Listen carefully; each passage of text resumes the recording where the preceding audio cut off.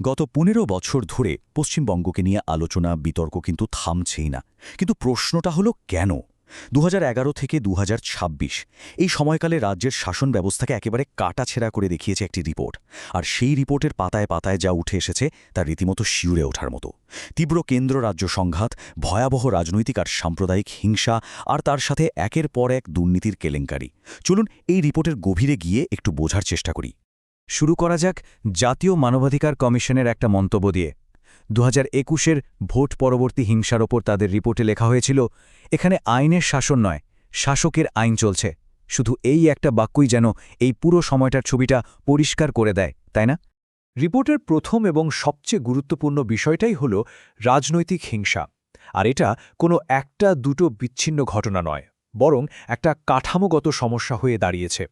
বিশেষ করে নির্বাচন এলেই এর ভয়াবহ রূপটা বারবার সামনে চলে আসে। পঞ্চায়েত নির্বাচন মানেই যেন একটা হিংসার রিংটোন বেজে ওঠে। দেখুন, ২০১৩ সালে জেলায় জেলায় সংঘর্ষ আর মৃত্যু। ২০১৮-তে সেই সংখ্যা যা দাঁড়ালো কমপক্ষে ২৫, আর ২০২৩-এ তো সব রেকর্ড ভেঙে গেল, মৃত্যু হলো ৫৫-এরও বেশি। এগুলো শুধু সংখ্যা নয়, এগুলো আসলে গণতন্ত্রের শরীরে এক একটা গভীর ক্ষত। সংখ্যাটা একবার দেখুন, ২০,১৫৯। ২০১৮-এর পঞ্চায়েত ভোটে ঠিক এতগুলো আসনে কোনো লড়াই হয়নি, ভাবা যায়? রিপোর্ট অনুযায়ী অভিযোগটা কিন্তু মারাত্মক। বলা হচ্ছে হিংসা আর ভয়ের চোটে বিরোধীরা মনোনয়নই জমা দিতে পারেনি। এখন প্রশ্নটা হলো, এটাকে কি আদৌ গণতন্ত্র বলা চলে? পরিস্থিতি এতটাই হাতের বাইরে চলে গিয়েছিল যে দেশের সর্বোচ্চ আদালতকে পর্যন্ত হস্তক্ষেপ করতে হয়। ২০২৩ সালে সুপ্রিম কোর্টের পর্যবেক্ষণটা ছিল একেবারে স্পষ্ট, নির্বাচন করানো মানে হিংসার লাইসেন্স দেওয়া নয়। এই একটা কথাই বুঝিয়ে দেয় পরিস্থিতি নিয়ে উদ্বেগটা ঠিক কোন পর্যায়ে পৌঁছেছিল। আর এই হিংসা কিন্তু শুধু ভোটের ময়দানেই আটকে থাকেনি। ২০২২ সালের বগটুই হত্যাকাণ্ড সেটারই একটা ভয়ঙ্কর উদাহরণ। বীরভূমে বদলা নেওয়ার খেলায় নারী শিশুসহ অন্তত ৯ জন মানুষকে জ্যান্ত পুড়িয়ে মারা হয়েছিল। রিপোর্ট বলছে এটা রাজ্যের রাজনৈতিক হিংসার ইতিহাসের অন্যতম কালো একটা অধ্যায়। এবার একটু অন্য একটা দিকে নজর ঘোরানো যাক। রিপোর্টের পরের অংশটা বলছে রাজ্যের ধর্মীয় বিভাজন আর সাম্প্রদায়িক সংঘাতের কথা, যা দিন দিন আরও গভীর হয়েছে। মনে আছে ২০১৭ সালের ঘটনাটা, দুর্গাপুজোর বিসর্জন।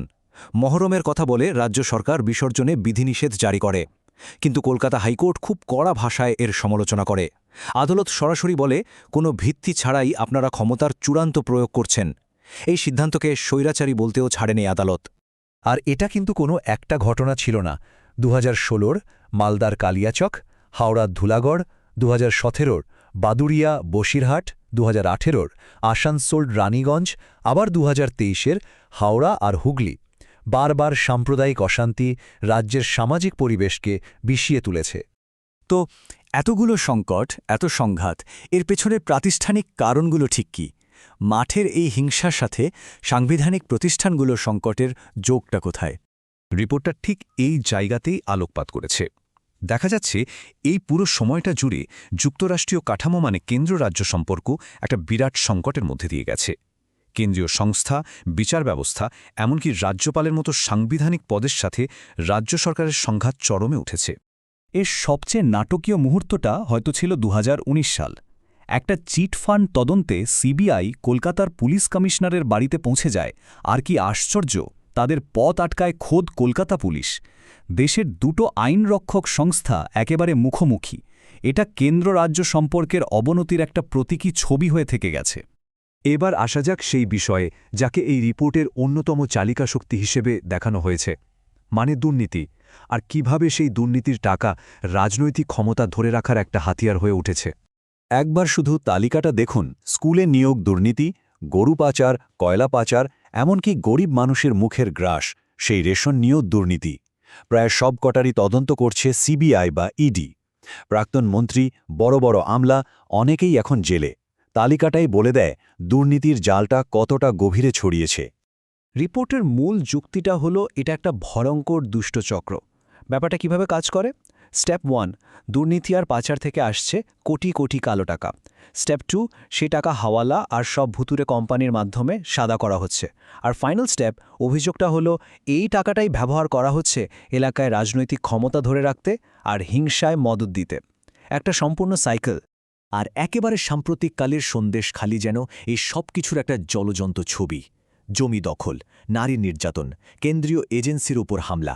এই রিপোর্টে যা যা বলা হয়েছে তার প্রত্যেকটা উপাদানই যেন সন্দেশখালিতে এসে মিলে গেছে। এটা দেখিয়ে দেয় কিভাবে হিংসা, দুর্নীতি আর প্রাতিষ্ঠানিক ব্যর্থতা একসাথে মিলে একটা ভয়ঙ্কর পরিস্থিতি তৈরি করতে পারে। সুতরাং আসল কথা হল, এগুলো কোনো বিচ্ছিন্ন ঘটনা নয়। রিপোর্টটা এই সিদ্ধান্তে আসছে যে এই সমস্ত সংকট একটা বড় এবং পদ্ধতিগত সমস্যারই বিভিন্ন দিক। সমালোচকরা এই পরিস্থিতিকে বোঝানোর জন্য একটা শব্দ ব্যবহার করেছেন, পার্টি সোসাইটি। এর মানেটা কি? মানে হলো এমন একটা ব্যবস্থা যেখানে অভিযোগ উঠছে যে রাষ্ট্রযন্ত্রকে শুধুমাত্র শাসক দলের স্বার্থে ব্যবহার করা হচ্ছে আর বিরোধীদের কণ্ঠরোধ করার জন্য কাজে লাগানো হচ্ছে। শেষে বলা যায়, এই প্রতিবেদনটা শুধু 15 বছরের সংঘাত আর অবক্ষয়ের একটা দলিল নয়, এটা আসলে একটা আয়না। আর সেই আয়নার সামনে দাঁড়িয়ে একটা বড় প্রশ্ন উঠে আসে, যখন গণতান্ত্রিক প্রতিষ্ঠানগুলোর ওপর এত দীর্ঘ সময় ধরে এত চাপ সৃষ্টি হয়, তখন তাদের টিকে থাকার ক্ষমতা আসলে কতটা? উত্তরটা হয়তো আমাদের সবাইকেই খুঁজে বের করতে হবে।